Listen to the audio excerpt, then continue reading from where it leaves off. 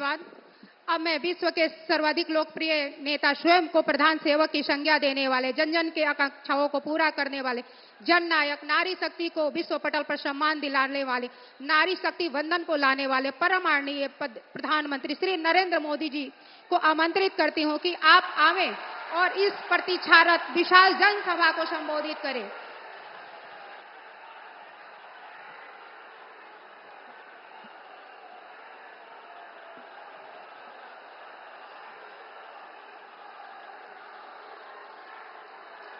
भारत माता की, भारत माता की, भारत माता की। मेरी एक रिक्वेस्ट है, जो हमारे होनहार नौजवान हैं, जो बड़े साहसिक नौजवान हैं, देश को इन नौजवानों की बहुत जरूरत है। मेरी उन नौजवानों को हाथ जोड़ करके प्रार्थना है कि जहां ऊपर है वहां से नीचे आइए, नीचे उतरिए आप लोग। देखिए, कोई भी गिरेगा तो मेरे लिए वो बहुत दुखद होगा। आप नीचे उतरिए।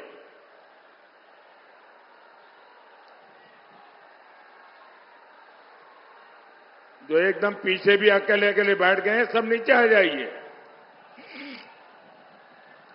देखिए, सारा तामझाम बड़ा टेम्पररी होता है भाई। अगर ये गिरा तो यहां के लोग भी परेशान होंगे, आपका भी हालत खराब होगी। पहले नीचे उतरिए, उसके बाद मैं भाषण आगे करूंगा। मेरे लिए, मेरे भाषण से आपकी जिंदगी ज्यादा मूल्यवान है।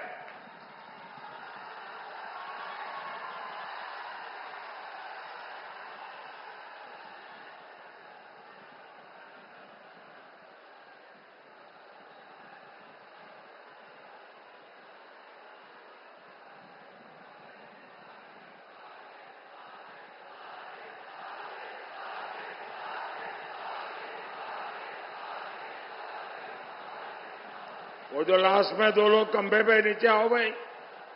वो जरा पीछे एकदम आखिर में नीचे आओ। ये सब नीचे आइए भाई।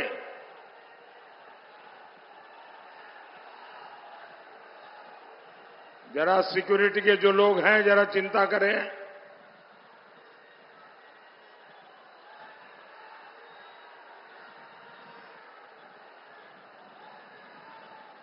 आपको नीचे आना पड़ेगा भाई, आपको नीचे आना पड़ेगा। मैं आपकी जिंदगी को कुछ भी हो जाए, ये मेरे लिए बर्दाश्त नहीं होगा भाई।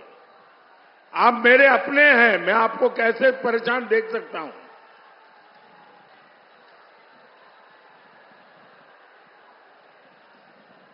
अब आपने मुझे देख लिया है, अब सुनना है तो हम नीचे आएंगे तो अच्छा सुनाई देगा। देखिए, जगह छोटी पड़ गई है।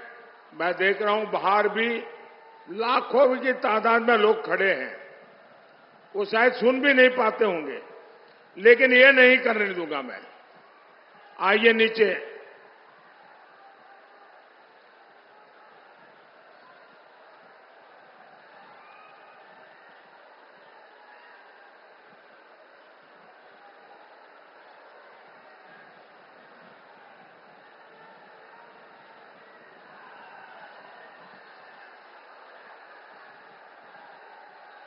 शाबाश, बहुत समझदार है सब नौजवान। हाँ, शाबाश। अभी एक रह गया उधर, आ जाइए भाई जल्दी। जरा उनको नीचे लाइए। अब वो चढ़ तो गए, लेकिन परेशान है कैसे उतरे। हाँ, शाबाश, नीचे आ जाओ भाई, नीचे आ जाइए। आइए।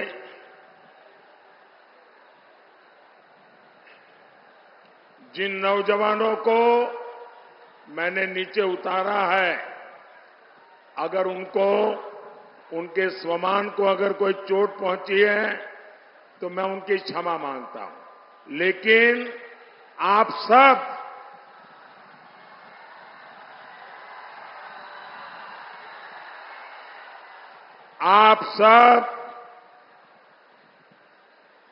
मेरे परिवार के सदस्य हैं।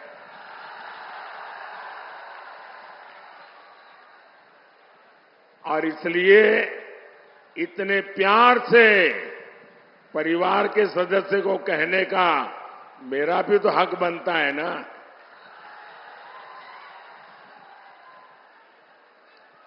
भारत माता की, भारत माता की, बाबा हंसनाथ की, बाबा हंसनाथ की, बाबा महेंद्रनाथ की, बाबा महेंद्रनाथ की। ई पवित्र धरती पर हम रउआ लोगन के वंदन अभिनंदन करतानी।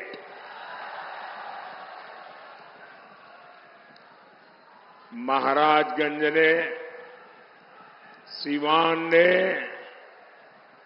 अपने जोश से पूरे भारत में संदेश दे दिया है। फिर एक बार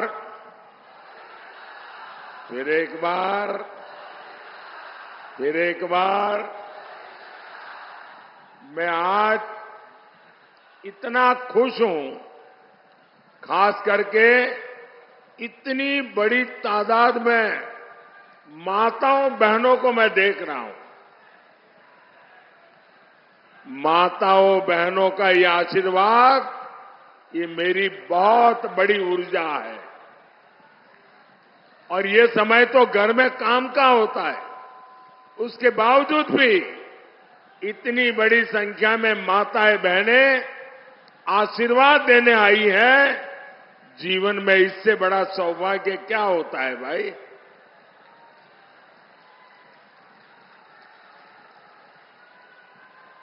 साथियों, मेरा ये बहुत सौभाग्य है कि इन दिनों मुझे देश के कोने कोने में देशवासियों के दर्शन करने का सौभाग्य मिला है। पूरे देश में मैं मातृशक्ति का जो जज्बा देख रहा हूं, माताओं बहनों का जो प्यार देख रहा हूं, हमारे नौजवानों का जो उत्साह देख रहा हूं, गांव हो, गरीब हो, किसान हो, एक प्रकार से सारा देश के उज्जवल भविष्य के लिए संकल्पबद्ध हो चुका है। और मैं भी आपको गारंटी देता हूं, मैं आपके लिए दिन रात मेहनत करूंगा, पहले से भी ज्यादा मेहनत करूंगा।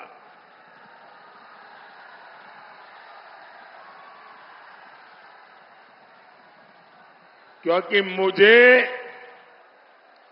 आपके लिए, आपके भविष्य के लिए, आपके बच्चों के भविष्य के लिए विकसित बिहार बनाना है, विकसित भारत बनाना है। भाइयों बहनों, गरीब से गरीब मां बाप भी हमेशा चाहता है कि जाने के बाद बच्चों को कोई विरासत में दे करके जाए। हर एक के मन में रहता है कि कोई विरासत छोड़ के जाए। भाइयों बहनों, मोदी एक ऐसा इंसान है जिसे अपनी कोई विरासत नहीं है। मेरे लिए तो आप ही मेरी विरासत है। आप ही मेरे वारिस है। मेरा और कोई वारिस नहीं है। और इसलिए मुझे आपका और आपके बच्चों का उज्जवल भविष्य बनाने के लिए अपने आप को खपा देना है।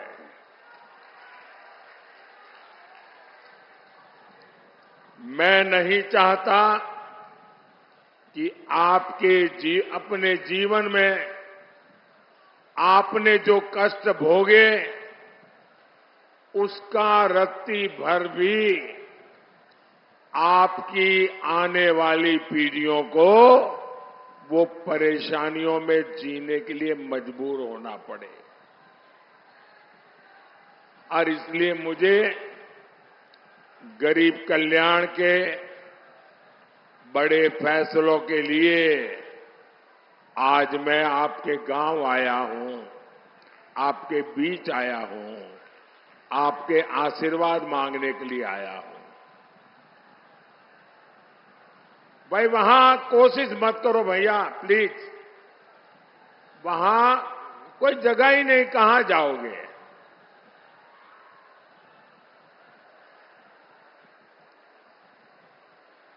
अब आप मुझे देख नहीं पाओगे, सुन सकते हो जी। ये स्क्रीन पर कुछ दिखाई दे तो देखिए आप। मैं जानता हूं संख्या बहुत ज्यादा है, आपको तकलीफ होती होगी। मैं आपकी तकलीफ के लिए मैं खुद क्षमा मांगता हूं। लेकिन आप जहां है वहीं रहिए, आगे आने की कोशिश मत कीजिए भैया। मेरा तो सौभाग्य है कि इतना कष्ट उठा करके आप हमें आशीर्वाद देने आए हैं। भाइयों बहनों, आपके उज्जवल भविष्य के लिए देश को केंद्र में फिर एक बार मजबूत सरकार चाहिए। भाइयों और बहनों, जैसे जैसे 4 जून पास आ रहा है, मोदी के लिए इंडी वालों की गालियों और बददुआओं की संख्या जरा बढ़ती ही जा रही है। इनसे बर्दाश्त नहीं हो रहा कि मोदी को देश की जनता अगले 5 साल के लिए फिर से चुनने जा रही है। जिन्होंने बिहार को जंगल राज दिया, नौजवानों को पलायन दिया, परिवारों को गरीबी दी, जिन्होंने बिहार के लोगों को मारा, तड़पाया, माताओं बहनों का जीवन बर्बाद किया, जो लोग आकंठ भ्रष्टाचार में डूबे हैं, जिन्हें अदालत ने घोटाले का दोषित साबित किया है, इन लोगों की आंखों में मोदी 2400 घंटे खटकता है। लेकिन इनकी लाख कोशिशों के बाद भी मैं आपकी सेवा में डटा रहूंगा।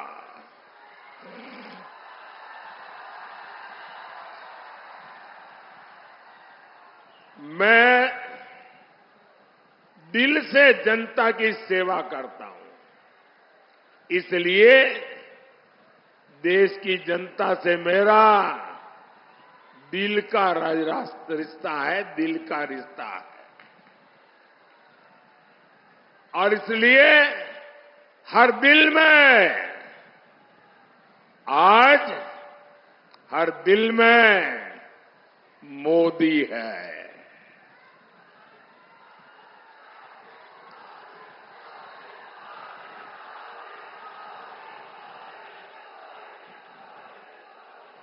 और तभी तो पूरा देश कहता है, फिर एक बार, फिर एक बार, फिर एक बार। साथियों, ये भूमि मेधा की भूमि है। राष्ट्रभक्ति की अविरल गंगा यहां बहती है। राजेंद्र बाबू जैसे अनेक सपूत इस धरती ने देश को दिए हैं। ऐसी समृद्ध प्रतिभा वाली धरती की पहचान कांग्रेस और आरजेडी के कुकर्मों ने रंगदारी टैक्स के लिए बना दी थी। इंडी वालों ने पहले तो यहां से उद्योग व्यापार का पलायन करवाया और अब ये लोग बिहार के परिश्रमी साथियों का अपमान करने में जुटे हैं। पंजाब में कांग्रेस के एक नेता है, दिल्ली में कांग्रेस के शाही परिवार के ये खासम खास है। पंजाब के कांग्रेस के ये नेता कहते हैं कि बिहार के लोगों को पंजाब में बहिष्कार करना चाहिए। ये कांग्रेस वाले नेता बोल रहे हैं और आरजेडी वाले इनके साथ यहां आपसे वोट मांग रहे हैं। वो कहते हैं कि बिहार के लोगों को ना पंजाब में घर खरीदने देना चाहिए, ना ही पंजाब में बिहारियों को कोई अधिकार देना चाहिए। बिहार के लोगों के लिए इतनी नफरत इन लोगों के दिल दिमाग में भरी पड़ी है। क्या आपने कांग्रेस के शाही परिवार से सुना कि भाई ये इनका मंत्री बोल रहा है गलत बोल रहा है, उनका नेता बोल रहा है गलत बोल रहा है? ऐसा नहीं बोलना चाहिए। नहीं बोल रहे। यहां आरजेडी के लोगों ने तो कान में रुई ठूस ली है, रुई।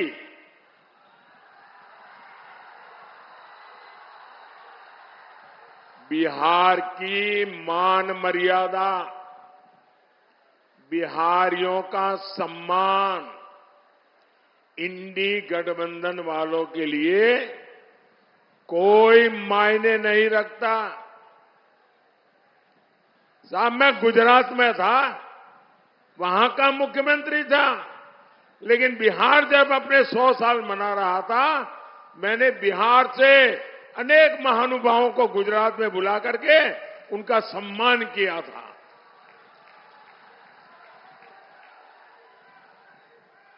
जब डीएमके के लोगों ने बिहारियों को गाली दी, जब तेलंगाना के कांग्रेस के नेता ने गालियां दी, तब भी ये शाही परिवार अपने होठों पे ताले लगा करके बैठ गया था। क्या इन्हें,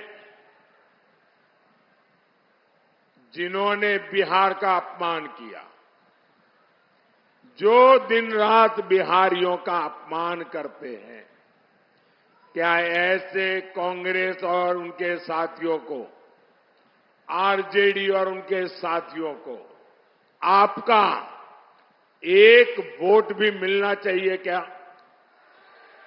पूरी ताकत से बताइए, एक वोट भी मिलना चाहिए क्या?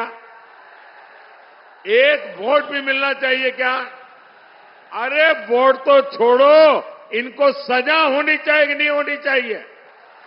इस बार चुनाव में एनडीए के पार्टियों का बटन दबाकर ऐसी सजा दो, ऐसी सजा दो, सब पोलिंग बूथ में साफ हो जाए। करेंगे। भाइयों और बहनों, कांग्रेस का शाही परिवार टुकड़े टुकड़े गैंग को पाल पोस रहा है। कांग्रेस और उत्तर पूर्वी भारत से, ये उत्तर पूर्वी भारत के लोगों से बदला के लेने के मिजाज में है। आपने कांग्रेस को यहां से साफ कर दिया और इसलिए ये आपसे बदला ले रहे हैं। ये भारत को एक करने वाले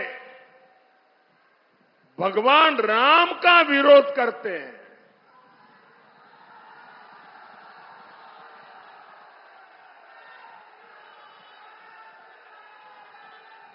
अयोध्या में राम मंदिर बना, आपका गौरव बढ़ा कि नहीं बढ़ा? आपका माथा ऊंचा हुआ कि नहीं हुआ? आपको संतोष हुआ कि नहीं हुआ? रामलला को अपना घर मिल गया, आप खुश हुए कि नहीं हुए? ये आरजेडी और कांग्रेस वाले दुखी है, बताओ। जिस कांग्रेस आरजेडी की राजनीति भारत के टुकड़े टुकड़े करने वाली है, उसको साफ करने की जिम्मेदारी महाराजगंज की भी है और सिवान की भी है। भाइयों और बहनों, कांग्रेस, आरजेडी और उसके साथियों ने हमेशा इस देश को पीछे ले जाने का खेल खेला है। ये खुद लाखों करोड़ के मालिक हो गए और जनता रोटी कपड़ा मकान के लिए जूझती है। इंडी गठबंधन का मंच राजनीतिक मंच नहीं, लाखों करोड़ों के घोटालेबाजों का सम्मेलन है। भ्रष्टाचार का अता पता, उसका नाम है इंडी गठबंधन। इनके मंच पर करीब 20 लाख करोड़ रुपए के घोटालेबाज एक साथ बैठते हैं। जब ये इकट्ठा होते हैं तो इनमें तीन बुराइयां एकदम साफ नजर आती है, कोई अपवाद नहीं है। ये तीन बुराइयां ये इंडी गठबंधन के सब में समान है। ये तीन क्या बुराइयां हैं? ये इंडी अलायंस वाले घोर कम्युनल है, 100% सांप्रदायिक है। दूसरा, ये इंडी अलायंस वाले घोर जातिवादी है, 100% जातिवादी है। और तीसरा, ये इंडी अलायंस वाले घोर परिवारवादी है, 100% परिवारवादी। अपने बेटे बेटी के सिवा कुछ करना ही नहीं। ये वो लोग हैं जिनकी सरकारों में देश सांप्रदायिकता की आग में जले। ये वो लोग हैं जिन्होंने सालों तक देश को जातिवाद में बांटकर पिछड़ों का हक मारा है। ऐसे लोग बस देश बांट सकते हैं, ऐसे लोग देश का खजाना लूट सकते हैं, लेकिन देश को आगे नहीं ले जा सकते। साथियों, मोदी ने अपने 10 साल में 25 करोड़ गरीबों को गरीबी से बाहर निकाला है।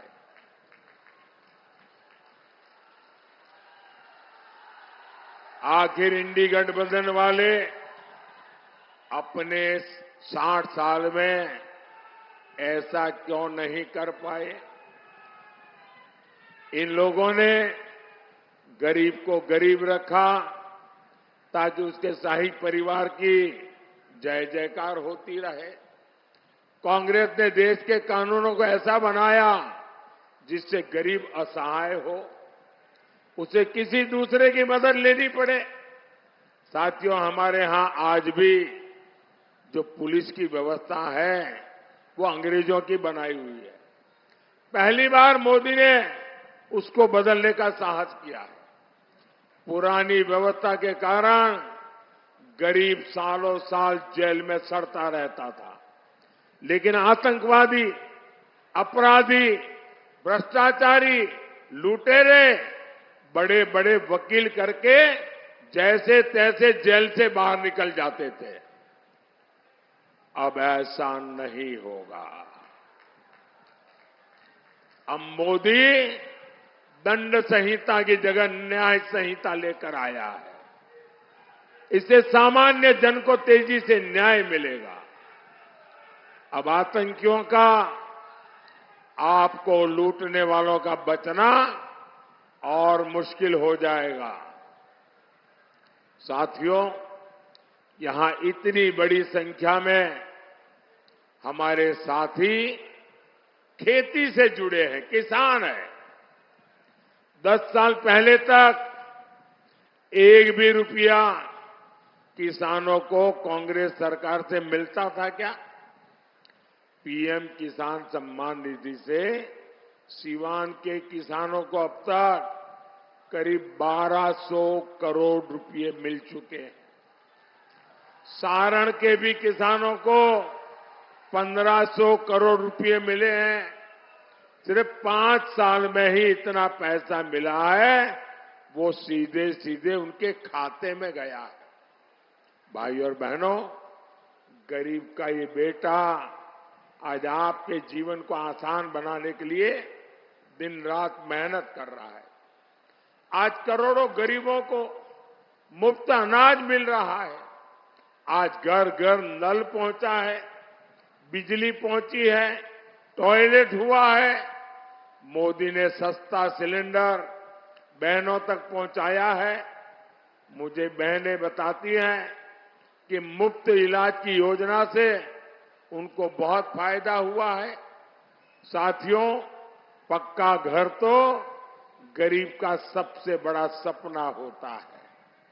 अभी तक बिहार में करीब 40 लाख पक्के घर गरीबों को मिल चुके हैं।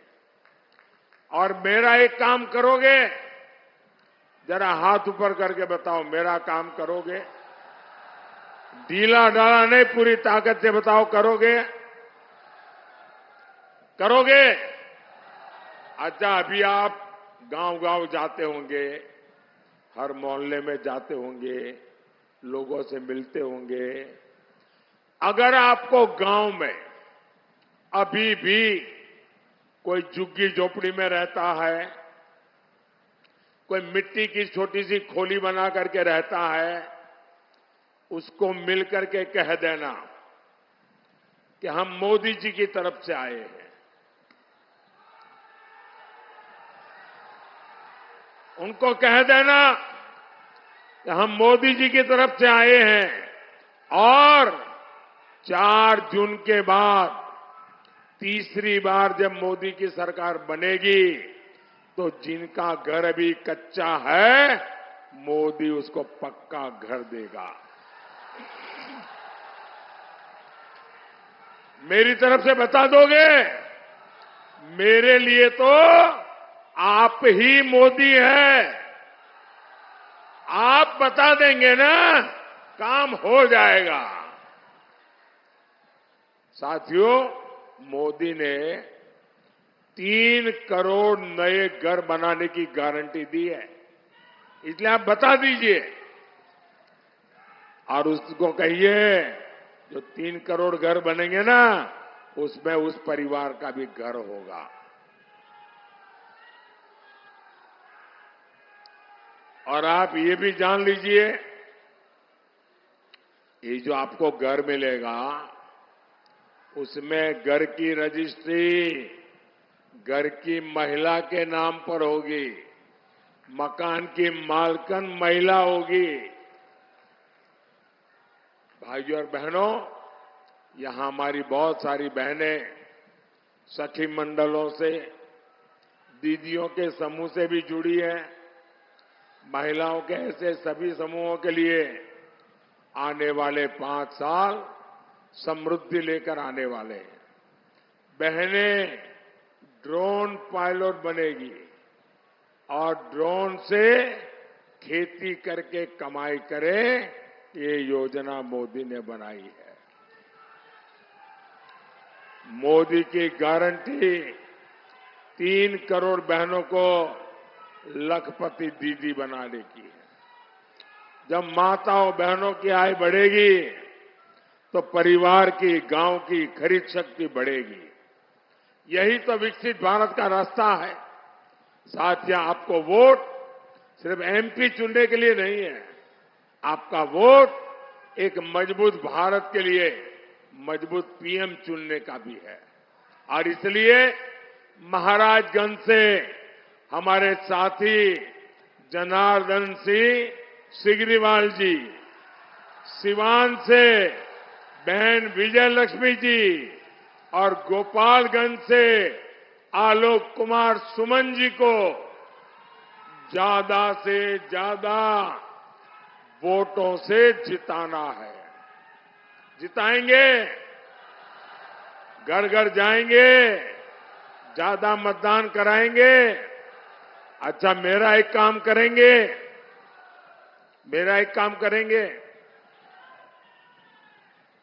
क्यों ठंडे पड़ गए भाई? इनके लिए तो बड़े उत्साह से बोल रहे हो। इनके लिए बोला तो हाथ ऊपर कर दिया, मेरे लिए बोला तो हाथ नीचे हो गया। मेरा एक काम करोगे? पक्का करोगे? यहां से ज्यादा घरों में जाना, ज्यादा से ज्यादा परिवारों में मिलना और सबको जाके कहना कि अपने मोदी जी आए थे, मोदी जी ने आपको जय श्री राम कहा है। मेरा जय श्री राम हर घर में पहुंचा दोगे? हर परिवार में पहुंचा दोगे? बोलिए भारत माता की, भारत माता की, भारत माता की। बहुत बहुत धन्यवाद।